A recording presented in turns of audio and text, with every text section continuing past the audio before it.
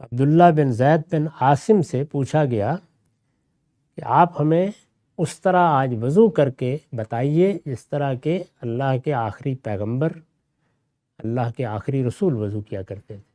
یہ بات کہ 3 دفعہ دھونا ہے یا 2 دفعہ دھونا ہے، یہ کوئی واجبات کی نوعیت کی چیز نہیں ہے۔ حضور کا عام طریقہ یہی تھا کہ اہتمام کے لیے آپ 3 مرتبہ دھوتے، لیکن 2 مرتبہ بھی ٹھیک ہے اور 1 مرتبہ بھی ٹھیک ہے۔ خلاصہ یہی۔ وآخر دعوانا الحمدللہ۔ بسم اللہ الرحمن الرحیم۔ وقیل لعبداللہ ابن زید ابن عاصم توضأ لنا وضوء رسول اللہ صلی اللہ علیہ وسلم فدعا بنا فأقفى منه على يديه فغسلهما 3 ثم أدخل يده فاستخرجها فمزمز واستنشق من كف واحد ففعل ذلك 3 ثم أدخل يده فاستخرجها فغسل وجهه 3 ثم أدخل يده فاستخرجها فغسل يديه إلى المرفقين مرتين ثم أدخل يده فاستخرجها فمسح برأسه فأقبل بيديه وأدبر ثم غسل رجليه إلى القعبين ثم قال هكذا كان وضوء رسول اللہ صلی اللہ علیہ وسلم۔ یہ بخاری اور مسلم دونوں کی روایت ہے۔ یہاں اس کا رقم ہے 394۔ عبداللہ بن زید بن عاصم سے پوچھا گیا کہ آپ ہمیں اس طرح آج وضو کر کے بتائیے جس طرح کہ اللہ کے آخری پیغمبر، اللہ کے آخری رسول وضو کیا کرتے تھے۔ یہ بڑی فطری چیز ہے۔ میں عرض کر چکا ہوں کہ وضو کرنے کا طریقہ تو اصول میں مسلمانوں میں رائج تھا، اور قرآن مجید نے جب تیمم کا حکم بیان کرنے کے لیے اسے دہرایا تو اس میں بھی یہ واضح کر دیا ہے کہ یہ اعضاء ہیں، جب وضو کرنا ہو تو اس ترتیب سے ان کو دھویا جائے گا۔ وہ قرآن میں بھی بیان ہو گیا ہے اور مسلمانوں میں رائج بھی تھا، لیکن یہ بڑی فطری خواہش ہے کہ اس میں حضور کا طریقہ معلوم ہو، یعنی آپ کسی دین کے حکم پر کیسے عمل کرتے تھے۔ اللہ کے پیغمبر کا عمل ہمارے لیے بہترین نمونہ ہوتا ہے۔ اسی وجہ سے میں نے یہ فرق کر کے بتایا ہے کہ ایک چیز سنت ہے، وہ تو دین ہے، اس کو رسول اللہ نے جاری کر دیا، وہ اجماع اور تواتر سے منتقل ہوتی ہے، اور ایک چیز اسوہ حسنہ ہے، یعنی خود اس سنت پر یا قرآن کے کسی حکم پر آپ نے کیسے عمل کیا، اس میں کیا اہتمام کیا، کن چیزوں کا لحاظ رکھا، اس میں کیا خوبی پیدا کی۔ دین میں جب آپ کوئی عمل کرتے ہیں تو اس میں خود بخود درجات پیدا ہو جاتے ہیں، اس کا ایک لازمی حصہ ہوتا ہے، پھر اس کو آپ کتنا بہتر کر سکتے ہیں۔ مثال کے طور پر قرآن نے جہاں غسل جنابت کا حکم دیا ہے تو 2 الفاظ استعمال کیے ہیں حیض کے بعد غسل کے بارے میں بھی، ایک تطہر دوسرے اغتسال۔ ظاہر ہے کہ دونوں میں ایک طرح کا مبالغہ ہے، اس کو اگر آپ ادا کریں تو مدعا یہ ہوگا کہ خوب اچھی طرح غسل کرو یا خوب اچھی طرح پاکیزگی حاصل کرو۔ اب یہ خوب اچھی طرح، اس کے بہت درجات ہیں، اس میں دونوں امکان ہوتے ہیں۔ ایک تو یہ کہ خوب اچھی طرح میں لوگ توجہ نہ دیں، اس کی آگے مثالیں آئیں گی خود صحابہ کے ہاں، اور دوسرے یہ کہ اس میں ایسا مبالغہ پیدا کریں کہ جس میں لوگوں کے لیے بڑی مشقت ہو جائے۔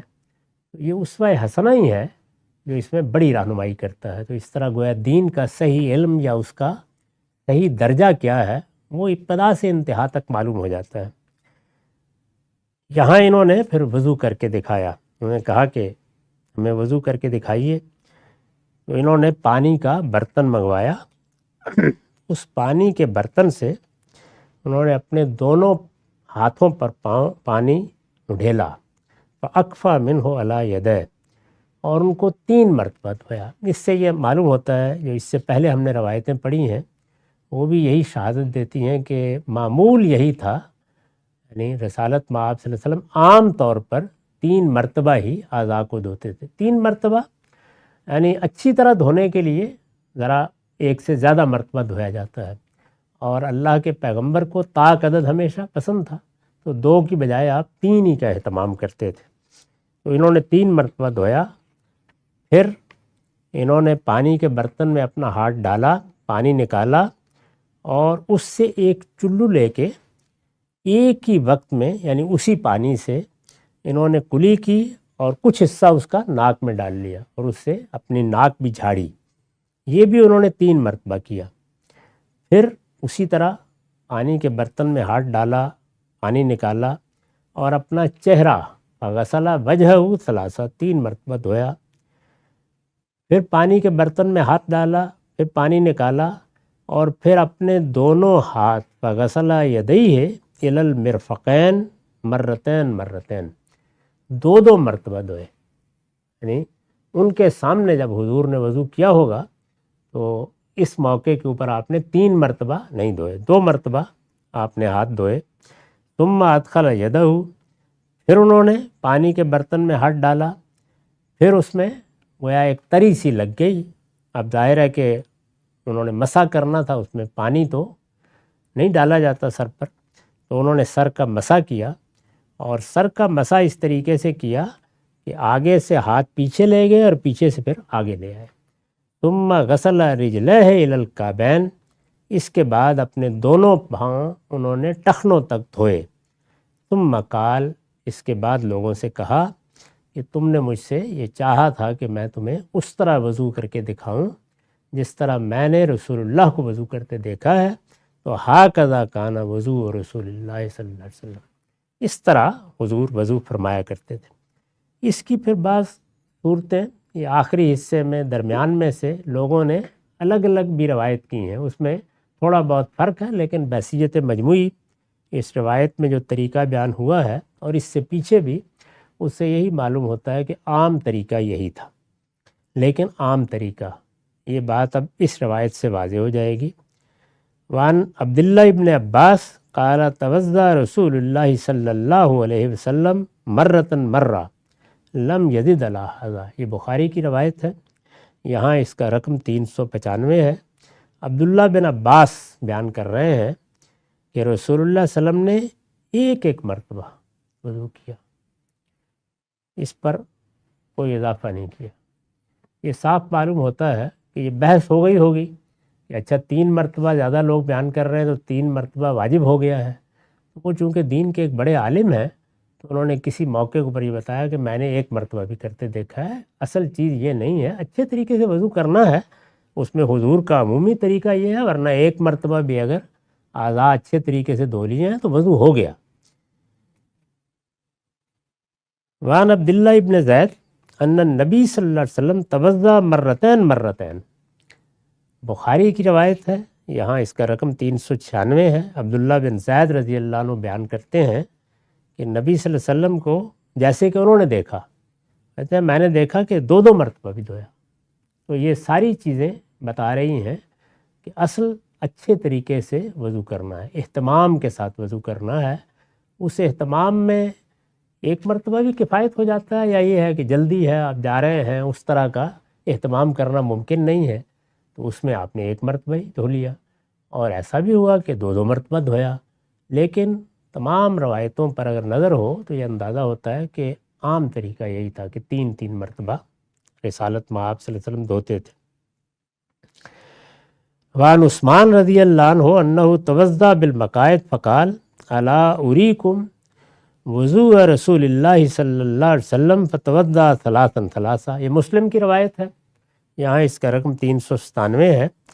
عثمان رضی اللہ عنہ بیان کر رہے ہیں، اور یہ اس موقع پر ہے جب مدینہ کے قریب ایک چھوٹا سا قصبہ تھا یا جگہ تھی مقائد کے نام سے، وہاں انہوں نے وضو کیا۔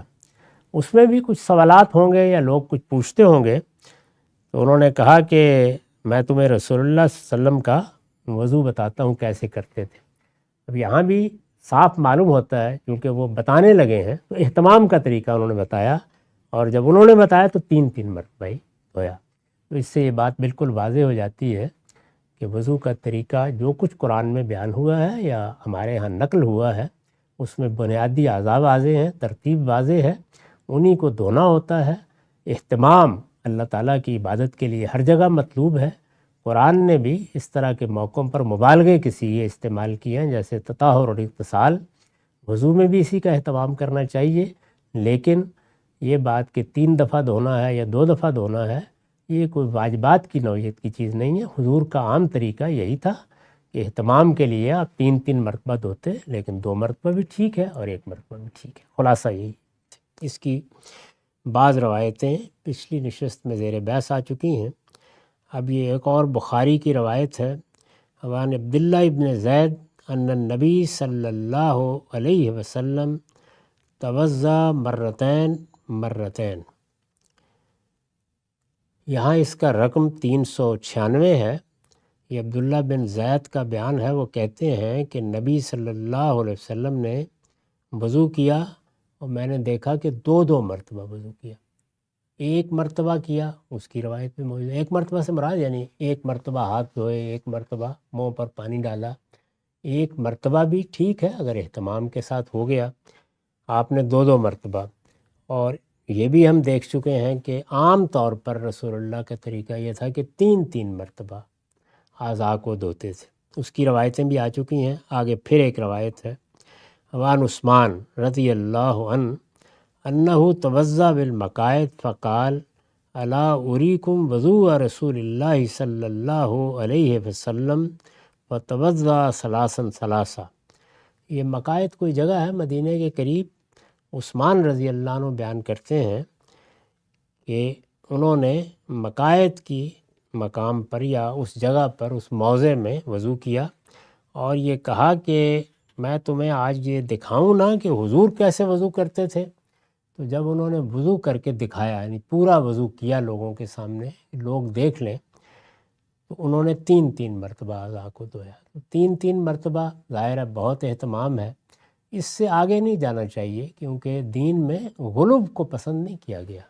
ایسا مبالغہ یا ایسی کثرت یا اس طرح وہم میں مبتلا ہو جانا کہ وضو ہی نہیں ہو رہا، یہ بھی دین میں ناپسندیدہ ہے۔ اور جو چیز کرنی ہو وہ اہتمام کے ساتھ کی جائے، اچھے طریقے سے کی جائے۔ اس کو عربی زبان میں احسان کہتے ہیں۔ یہ جو لفظ احسان حدیث میں بھی آیا ہے، اس کے معنی یہ ہے کہ جو کام بھی کیا جائے اچھے طریقے سے کیا جائے، خوبی کے ساتھ کیا جائے۔ تو خوبی کے ساتھ کرنا ہے، وہ 1 مرتبہ میں بھی بہت اچھے طریقے سے دھویا جا سکتا ہے، 2 مرتبہ میں بھی، 3 مرتبہ اگر دھو لیں گے تو اس کا مطلب یہ ہے کہ اس کا امکان نہیں رہے گا کہ کوئی جگہ خشک رہ گئی ہے، بلکہ ہر لحاظ سے وضو ہو جائے گا۔ چنانچہ اس معاملے میں یہی احتیاط اللہ کے پیغمبر نے سکھائی بھی، یہ اب اگلی روایت سے واضح ہے۔ وعن عبداللہ ابن عمر قال رجعنا مع رسول اللہ صلی اللہ علیہ وسلم من مکہ الی المدینہ حتی اذا كنا بماء بالطریق تعجل قوم عند العصر فتوضؤوا وهم عجال فانتهينا إليهم وأعقابهم طلوع لم يمسها الماء فقال رسول اللہ صلی اللہ علیہ وسلم ویل للآقاب من النار اسبغوا الوضو۔ یہ مسلم کی روایت ہے، یہاں اس کا رقم ہے 398۔ عبداللہ بن عمر کہتے ہیں، یعنی یہ عبداللہ بن عمر نہیں ہے، عبداللہ بن عمر کہتے ہیں کہ ہم رسالت مآب صلی اللہ علیہ وسلم کے ساتھ سفر میں تھے اور مکے سے ہم مدینہ آ رہے تھے، یہاں تک کہ ہم ایک ایسی جگہ پہنچے، یہاں پانی کے کنویں ہوتے تھے یا کوئی چشمہ ہوتا تھا راستے میں۔ تو لوگوں نے ذرا جلدی کر کے یہ چاہا کہ عصر پڑھ لی جائے، فتوضؤ، تو انہوں نے وضو کیا، اور وہ ذرا جلدی کر رہے تھے کہ نماز پڑھ لی جائے اور آگے سفر جاری رہا۔ ظاہر ہے رات آ رہی تھی، کہیں پڑاؤ بھی کرنا ہوگا۔ وہم عجال، لوگ ذرا جلدی میں بھی تھے۔ تو جلدی میں آدمی وضو بھی اس طرح اہتمام سے نہیں کرتا، نماز بھی ہو سکتا ہے قصر ہی پڑھی ہو یا جمع کر کے پڑھی ہو۔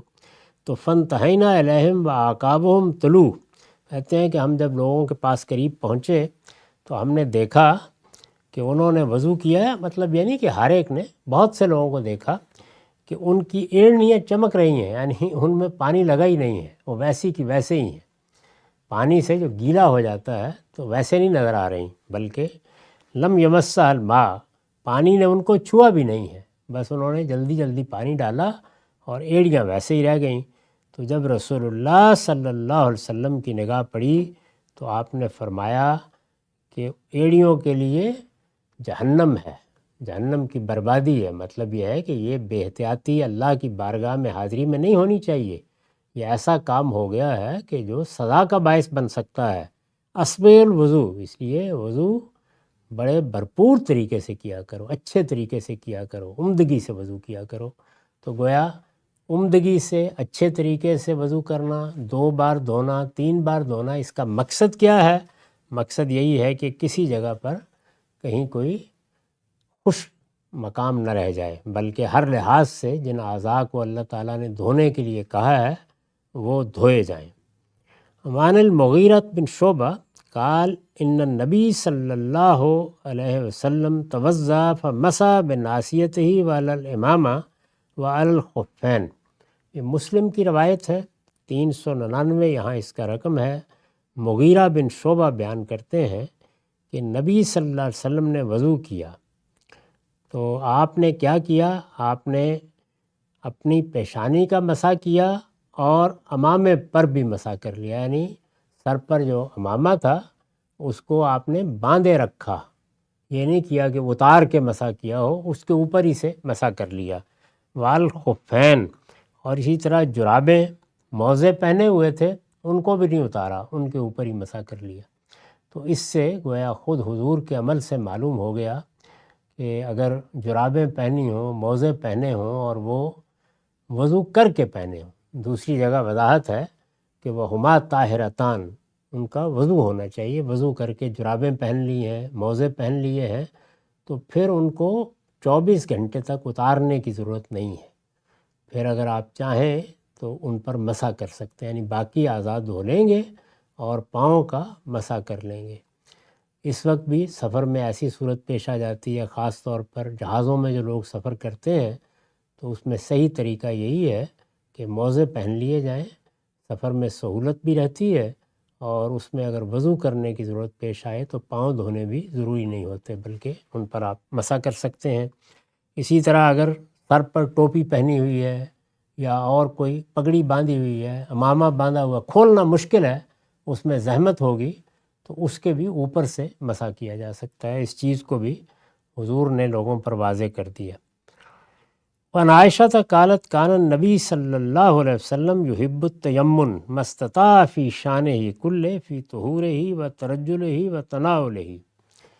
یہ روایت بخاری مسلم دونوں میں ہے، اس کا رقم یہاں 400 ہے۔ سیدہ عائشہ بیان کرتی ہیں ام المومنین کہ نبی صلی اللہ علیہ وسلم ہر کام میں پسند کرتے تھے کہ دائیں کا خیال رکھا جائے۔ میں عرض کر چکا ہوں کہ یہ دائیں کا خیال رکھنا، دائیں ہاتھ سے کھانا پینا، یہ سب چیزیں اس یاد دہانی کے لیے ہیں کہ بندہ مومن کو اس کا اعمال نامہ قیامت میں دائیں ہاتھ میں پکڑایا جائے۔ قرآن سے معلوم ہوتا ہے کہ وہاں وہ لوگ جو نیکوکار ہیں ان کو ان کے اعمال نامے دائیں ہاتھ میں دیے جائیں گے، اور جو بدکار ہیں ان کے اعمال نامے بائیں ہاتھ میں ہوں گے۔ تو دنیا میں اس کی یاد تازہ رہے، یعنی آدمی ہر موقع پر یہ خیال رکھے کہ مجھے وہی کام کرنے چاہیے جو وہاں اعمال نامہ دائیں ہاتھ میں پکڑائے جانے کا باعث بنے۔ تو اس کے لیے یہ سنت قائم کی گئی کہ ہم اللہ کا نام لے کر کھانا کھائیں گے، پانی پئیں گے اور دائیں ہاتھ سے، اور باقی جتنے معاملات ہیں، اٹھنے میں، بیٹھنے میں، کسی کو کوئی چیز دینے میں، کچھ تقسیم کرنے میں، یہ بیان فرماتی ہیں ام المومنین کہ حضور دائیں کا خیال رکھتے تھے۔ فی طہورہ ہی و ترجلہ ہی و تناولہ ہی، یعنی وضو میں بھی اس کا خیال رکھتے تھے کہ دایاں پاؤں پہلے دھونا ہے، دایاں ہاتھ پہلے دھونا ہے۔ اسی طرح سے اگر کنگھی کرتے تو اس میں بھی اس کا خیال رکھتے، اسی طریقے سے اگر جوتا پہنتے تو اس میں بھی اس کا خیال رکھتے، غرض سارے معاملات میں یہ خیال رکھتے تھے۔ وآخر دعوانا الحمدللہ رب العالمین۔